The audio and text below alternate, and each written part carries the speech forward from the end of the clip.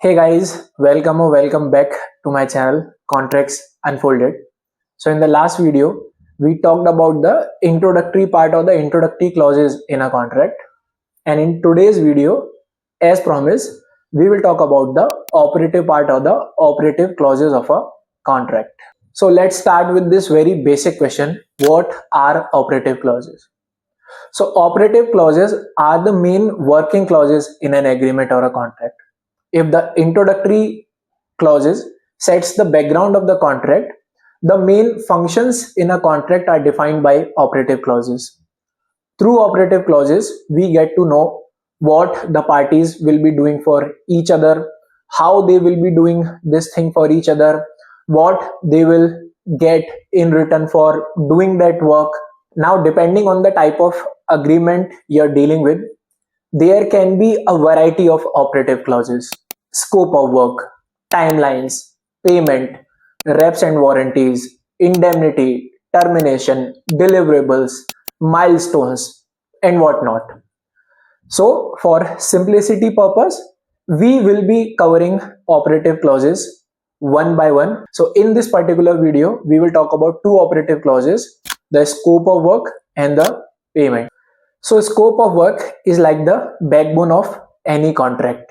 It tells us exactly what the service provider is supposed to do. Now this might look very simple, but trust me, most of the dispute that happens between the party are because the scope was not clearly defined between them. So the scope of work must clearly define the nature of work. Are you developing a website? Are you going to provide consultancy service? Are you going to provide content creation? Are you going to provide media services? So this should be clearly stated in the scope of work. 2. You should also mention the detailed task and the specification that the service provider is supposed to do. Therefore, it is important to break down the work into smaller parts. For example, requirement gathering, designing, coding, testing, deployment, etc. The more specific the tasks are defined, the lesser will be the confusion between the parties.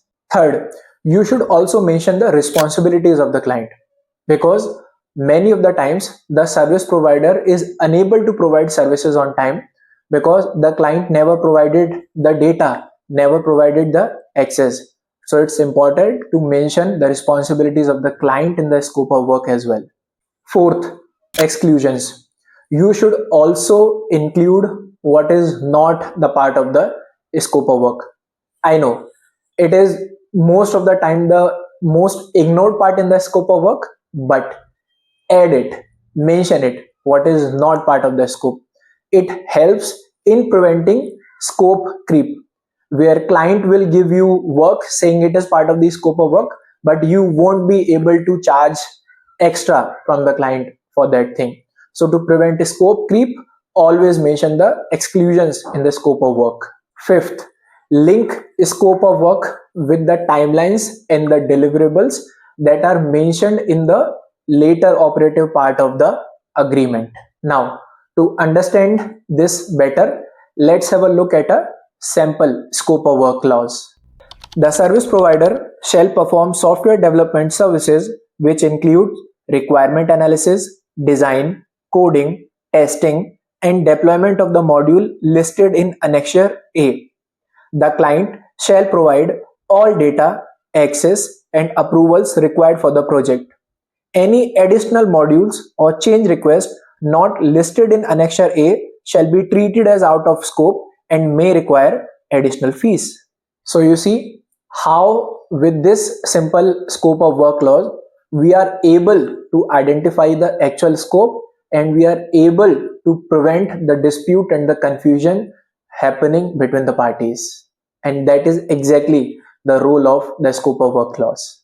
Now that we knew what work the service provider is supposed to do, let's understand how the service provider will get paid. And for this reason, we include or we mention the payment terms or the payment clause. Again, payment disputes are one of the most common disputes in contracts, because The parties never identified who will bear the taxes, when the service provider will get paid, how the service provider will get paid.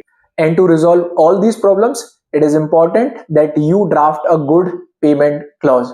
So now let's see how a good payment clause looks like. Firstly, it is important that you mention the pricing model. Is it a fixed fee? Is it a hourly fee? A monthly retainer fee? Or a milestone based fee? This should be mentioned clearly in the agreement. Secondly, we should also mention the total fee that the client is supposed to give the service provider. So either we mention the total fee or we should mention the formula for calculating the total fee. Third, we should also mention the payment schedule. Whether the payments are linked to milestones, is it a monthly based payment, or the payment shall be provided upon the completion of the work. This should be mentioned clearly because it gives predictability to both the parties. Next, we should also mention about the invoices. When the invoices will be raised, who will be raising the invoice, how the invoices will be raised, because these small details make the workflow smooth. Next, you mention the payment timeline, whether the service provider will be getting paid after 7 days, 15 days, or 13 days, because this will help you in ensuring a regular cash flow. Next, one should also mention the mode of payment, whether the service provider will be getting paid via check, via NEFT, via UPI payment. It should be mentioned clearly. Number 7th is the taxes. It is very important to mention about the taxes, whether the fee that will be payable to the service provider will be inclusive of taxes or it should be exclusive of taxes.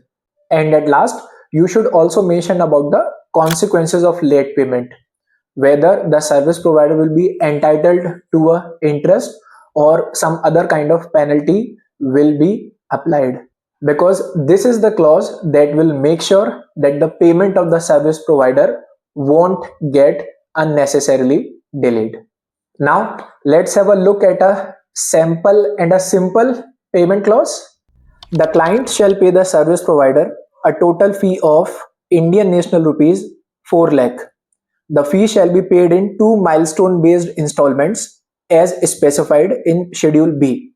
The service provider shall raise an invoice upon completion of each milestone. The client shall release each payment within 15 days of receiving the invoice through NEFT or IMPS. All payments shall be subject to applicable GST and TDS. Delayed payment shall attract an interest at 1.5% per month. And as you can see, this small clause gave us so much detail and clarity. What is the total payment? When the invoices will be raised? When the service provider will receive the payment? What will happen to delayed payment? Who will pay the taxes? Each and every clarity is there. So this is it for today's video. In the next video, we will talk about some other operative clauses in an agreement. Thank you so much for watching.